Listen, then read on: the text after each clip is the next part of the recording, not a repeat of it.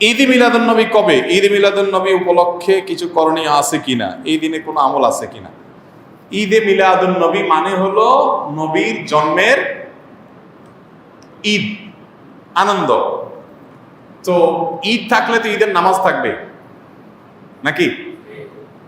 তো 12 রবিউল আউয়ালকে যদি আমরা ঈদে মিলাদুন নবী বলি, তাহলে ঈদ তিনটা হলো, ঈদ উল ফিতর, ঈদ উল আজহা আর ঈদে মিলাদুন নবী। তাহলে ঈদ উল আজহা, ঈদ উল ফিতরের তো নামাজ আছে আমরা জানি, ঈদে মিলাদুন নবীর নামাজ কখন আছে? কোন নামাজ নাই। তো বোঝা গেল যে আসলে ঈদে মিলাদুন নবীর নামে কোনো ইবাদতের উপলক্ষ, কোনো অকেশন ইসলামের শরীয়তে কোথাও নাই। তবে এটা ঠিক, এই কথাগুলো আমরা বললে আমাদের কিছু ভাই, যারা আমাদেরই ভাই, মুসলিম ভাই, হয়তোবা তারা মনে কষ্ট পান। তারা মনে করেন যে এরা নবীর দুশ্মন, এদের মনের ভিতরে নবীর মহব্বত নাই, নবীর ভালোবাসা নেই। ভাই, নবী সাল্লাল্লাহু আলাইহি ওয়াসাল্লামের জন্ম দিবস উদযাপন করলেই তার প্রতি ভালোবাসা আছে, আর না করলে নাই। এই যোগ বিয়োগ করা, এত সহজ শর্টকাটে হিসাব করার ক্ষমতা আপনারা কে দিছে? এই অধিকার আপনাকে কে দিছে? ব্যাপারটা এরকম হয়েছে যে দেশের প্রতি আমার ভালোবাসা আছে কিনা। আপনি আমার দল করেন, তাই আমি বলবো আপনি দেশপ্রেমিক। আপনি আমার দল করেন না, তা আপনি দেশদ্রোহী।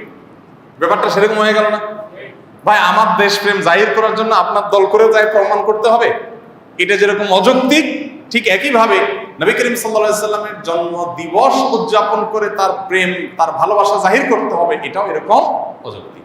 দেখুন, আমরা একটু ঘাটাঘাটি করি ভাই। আজকাল তো আলহামদুলিল্লাহ অনেক সহজ হয়ে গেছে। আপনি একটু অনলাইনে একটু সার্চ দেন, জন্মদিবসের জন্ম কবে, জন্মদিবস উদযাপনের জন্ম কবে। পৃথিবীতে জন্মদিবস উদযাপনের এই কালচার, এটারও তো জন্ম হয়েছে নাকি? নাকি আদম আলাইহিস সালাম থেকে শুরু হয়েছে? এটাও তো শুরু হয়েছে। একটু ঘাটাঘাটি করে দেখেন, আপনি অবাক হবেন। খ্রিস্টানরা পর্যন্ত তাদের ধর্মীয় ভাবে জন্মদিবস উদযাপন করাটাকে তারা নিষিদ্ধ করেছে।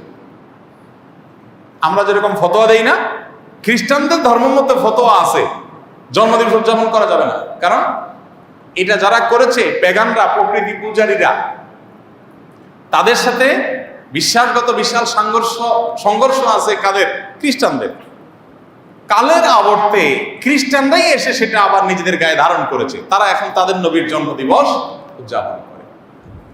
আমরা মুসলমানদের অনেকে বহু পরে এসে, মিশরের এক শাসক, তিনি এসে চিন্তা করলেন খ্রিস্টানরা তাদের নবীর জন্মদিবস পালন করে, আমাদের নবীর জন্মদিন আমরা পালন করলে সমস্যা কি, এই শুরু করলেন তিনি। এবং তারপর থেকে এটা শুরু হয়ে গেল। ডক্টর আব্দুল্লাহ জাহির রহমতুল্লাহ রাহে বেলায়েত বইতে বিস্তারিত ইতিহাস পাবেন, পড়ে নেবেন। তো আপনি একটু অনলাইনে সার্চ দেন না, তাহলে তো পেয়ে যাবেন জন্মদিবসের উদযাপনের জন্মটা কবে থেকে। আমাদের প্রিয় নবী সাল্লাল্লাহু আলাইহি সাল্লাম নিজে তার জন্মদিবস উদযাপন করেছেন? যদি করে থাকেন তো বছরে প্রতিদিন, প্রতি বছর 12 রবিউল আউয়াল তিনি বেঁচে ছিলেন 63 বছর, এই 63 বছরে প্রতিবার আসছে না? উনি ওনার জন্মদিবস উপলক্ষে এই যে র্যালি বের করা, জশ্ন জুলুস করা বা যাই করি আমরা, উনি কিছু করছেন কিনা? উনি নিজের, ওই যে কি একটা কথা আছে না, যার বিয়ে তার খবর নাই, পাড়াপড়শির। ওনার নিজের জন্মদিবস উনি উদযাপন করলেন না, ওনার 4 খলিফার কেউ করলেন না, কোন সাহাবী করলেন না। আমরা মহব্বত জাহির করার জন্য ওনার জন্মদিন উদযাপন করি। ব্যাপারটা কেমন হয়ে গেল? আল্লাহ আমাদের ভাইদেরকে সঠিকটা বোঝার তৌফিক দান করুন। যারা করছেন তারা নবী সাল্লাল্লাহু আলাইহি ওয়াসাল্লামের মহব্বতই হয়তোবা করছেন, তাদের প্রতি তাদের যে আবেগ আছে, তাদের যে নবীর প্রতি ভালোবাসা আছে, ভালোবাসাটাকে আমি শ্রদ্ধা করি। কিন্তু ভালোবাসা প্রকাশের পদ্ধতিটা অবশ্যই কি হতে হবে? সঠিক হতে হবে।